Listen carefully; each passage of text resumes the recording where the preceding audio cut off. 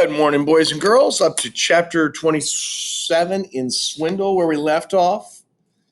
In front of Bing's house, there were police cars.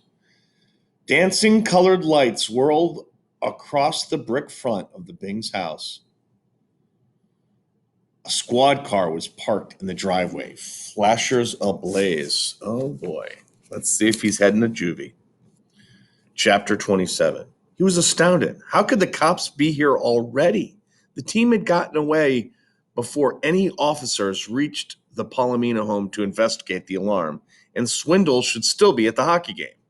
For a moment, Griffin actually thought about turning his bike around and making a break for it. How crazy was that? A fugitive, living on the lam, never to see his family or friends again.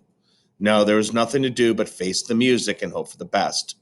At least he didn't have the card with him. The police couldn't prove anything without that.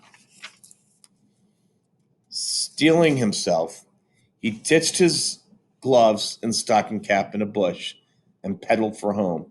Hey, hey! Two uniformed officers were running across the lawn. A third figure was right behind them. Dad. Before Griffin could dismount, the larger of the cops grabbed him under the arms and hauled him bodily off the bike. The man's partner snatched the smart pick and held it up to Mr. Bing. Sir, is this the prototype that was stolen from your garage? Stolen. The truth came crashing down on Griffin. This had nothing to do with the robbery. Dad must have gone to investigate the noises from the garage.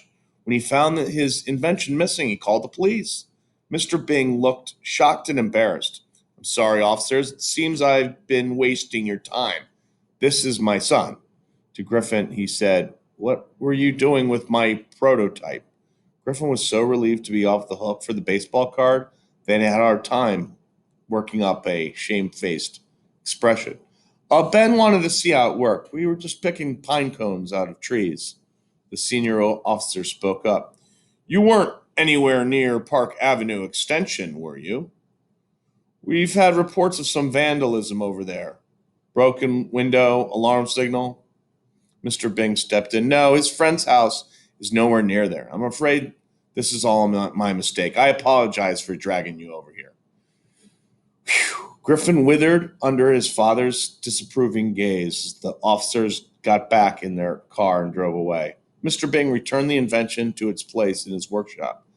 You know, it nearly gave me a heart attack, he finally said. When I stepped into the garage and the prototype wasn't there, I just about lost it. I poured my blood and sweat into that baby, not to mention most of our savings.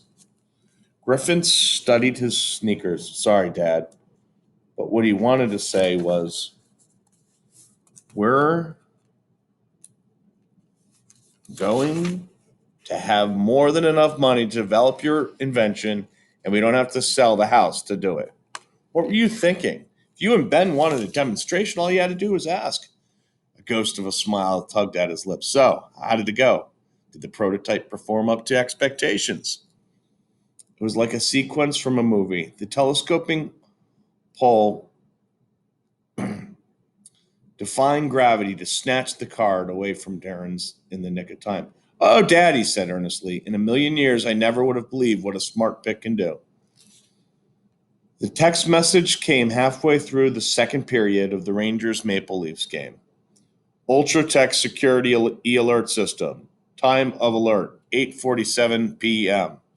Attention Palomino S. Wendell. An alarm signal has been received from the following address. 531 Park Avenue Extension, Cedarville, New York. Ultra Tech Central Station Monitoring has reported the incident to the police. Never before had the highways of New York seen a Honda Element driving at such reckless speeds. Weaving in and out of traffic, S. Wendell streaked eastward toward the Cedarville exit. He was still doing at least 60 as he screeched to a halt inches from the police cruiser in his driveway. The dealer was already breathing hard as he rushed up to the front steps and fixed his sunny side up's eyes on the officer positioned at the door. You're the homeowner? She inquired. Palomino nodded, but stood there, wheezing, incapable of speech. There's been a break-in, the officer informed him. The entry point was from the roof through the bathroom skylight. It looks like the thieves got what they were after. Your safe has been burned open, probably by a blowtorch. Never mind the safe, Palomino babbled frantically. What about my turkey? Your turkey? The agitated dealer blew by her and ran into the kitchen, where a horrifying sight greeted him. What had once been a 20-pound turkey was now perhaps a 3-pound skeleton.